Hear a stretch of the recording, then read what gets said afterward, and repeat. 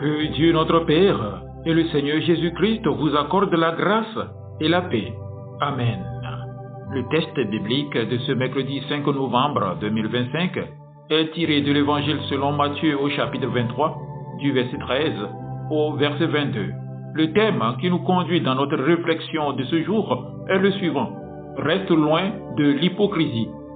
Prions. Seigneur notre Dieu, ouvre nos cœurs et nos esprits à ta parole. Fais briller ta lumière en nous, afin que nous comprenions ta vérité, que nous recevions ta correction, et que ta parole transforme nos vies. Par ton Esprit Saint, rends-nous vrais devant toi. Amen. Malheur à vous, scribes et pharisiens hypocrites, parce que vous fermez aux hommes le royaume des cieux.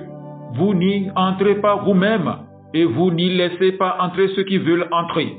Malheur à vous, scribes et pharisiens hypocrites, parce que vous dévorez les maisons des veuves et que vous faites pour l'apparence de longues prières. À cause de cela, vous serez jugés plus sévèrement.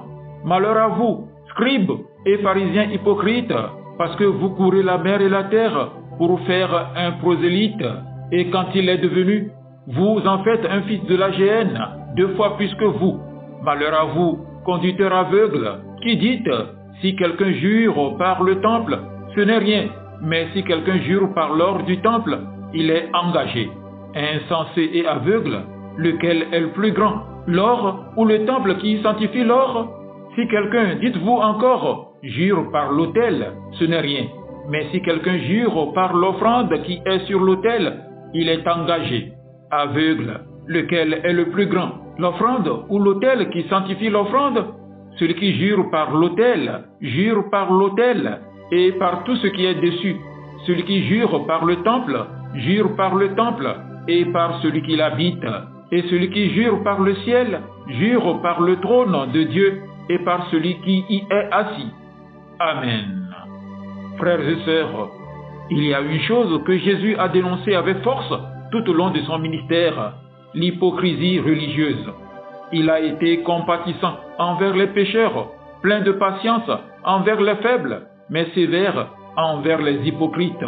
Pourquoi? Parce que l'hypocrisie détruit la vérité du cœur et empêche les hommes de vivre une relation sincère avec Dieu. Dans Matthieu chapitre 23, Jésus s'adresse aux scribes et aux pharisiens, des hommes très religieux, respectés, mais dont la foi était devenue une façade. Et à travers eux, il parle aussi à nous aujourd'hui. Ce message n'est pas pour les autres, mais pour chacun de nous.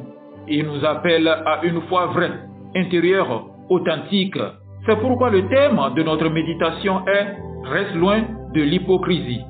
Jésus dit « Malheur à vous, scribes et pharisiens hypocrites, parce que vous fermez aux hommes le royaume des cieux. » Les pharisiens parlaient de Dieu, mais leur vie contredisait leurs paroles. Ils enseignaient la loi, mais ne la vivaient pas. Et en agissant ainsi, ils décourageaient ceux qui cherchaient sincèrement Dieu. Frères et sœurs, quand notre foi devient seulement des paroles ou des apparences, nous risquons, nous aussi, de fermer la porte du royaume, non pas par malveillance, mais par incohérence. C'est pourquoi Jésus nous appelle à cultiver la sincérité du cœur. Voici, tu veux que la vérité soit au fond du cœur, nous dit le psaume 51, verset 8. Être sincère, c'est parler à Dieu comme on est, pas comme on veut paraître. C'est reconnaître ses faiblesses sans masque et dire « Seigneur, rends-moi vrai, même dans mes faiblesses. » Jésus dit « Vous parcourez la mer et la terre pour faire un prosélyte et, quand il est devenu, vous en faites un fils de la géhenne 2 fois pire que vous. » C'est fort, n'est-ce pas? Jésus veut dire que l'hypocrisie est contagieuse. Les pharisiens formaient des disciples à leur image, pas à celle de Dieu. Et aujourd'hui encore, nos vies parlent plus fort que nos paroles. Nos enfants, nos amis, nos collègues observent notre manière de vivre. S'ils voient la cohérence, ils sont attirés par la foi. Mais s'ils voient la contradiction, ils sont déçus. Soyez des praticiens de la parole et non seulement des auditeurs, nous dit Jacques 1, verset 22. Si nous voulons rester loin de l'hypocrisie, il faut vivre ce que nous disons. Si tu prêches l'amour, aime vraiment. Si tu encourages le pardon, pardonne vraiment. Si tu parles de foi, marche vraiment dans la confiance. L'intégrité, c'est quand ta vie prêche plus fort que ta bouche. Les pharisiens inventaient des règles absurdes. Si tu jures par le temple, ce n'est rien. Mais si tu jures par l'or du temple, tu es engagé. Ils s'attachaient à la forme et oubliaient le fond. Ils semblaient pieux, mais leur cœur était loin de Dieu. L'homme regarde à ce qui frappe les yeux, mais l'Éternel regarde au cœur. 1 Samuel chapitre 16, verset 7.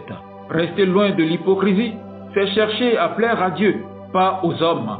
Ce n'est pas l'apparence qui compte, mais la fidélité intérieure. Ne fais pas les choses pour être vu, mais pour être vrai devant Dieu. Parce que ce qui compte, ce n'est pas ce que les gens voient, mais ce que Dieu voit dans ton cœur. L'hypocrisie ne disparaît pas en essayant simplement de faire mieux. Elle disparaît quand le Saint-Esprit transforme le cœur. Crée en moi un cœur pur, ô Dieu, et renouvelle en moi un esprit bien disposé. Quand Dieu purifie ton cœur, tes gestes, tes paroles, tes intentions deviennent vraies. C'est dans la prière, dans la repentance, dans la méditation de la parole que Dieu change l'intérieur. Dis à Dieu, Seigneur, aide-moi à être la même personne à la maison, à l'église et en secret. Et maintenant, plaçons-nous un instant devant cette parole. Regardons-nous avec sincérité. Dans notre vie personnelle, est-ce que nos comportements renforcent notre parole ou bien la révoquent-ils? Quand je parle d'amour, est-ce que j'aime vraiment? Quand je parle de foi, est-ce que je fais confiance à Dieu? Quand je parle de pardon, est-ce que je pardonne réellement?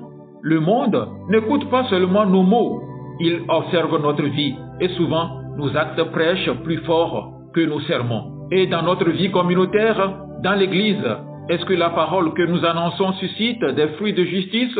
Est-ce que notre manière de vivre ensemble reflète la bonté, la vérité, la paix de Dieu? Ou bien nos divisions et nos critiques effacent-elles notre témoignage? Vous les reconnaîtrez à leurs fruits.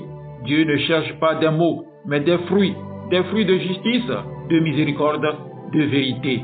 Frères et sœurs, Jésus ne rejette pas les pécheurs, mais il rejette l'hypocrisie.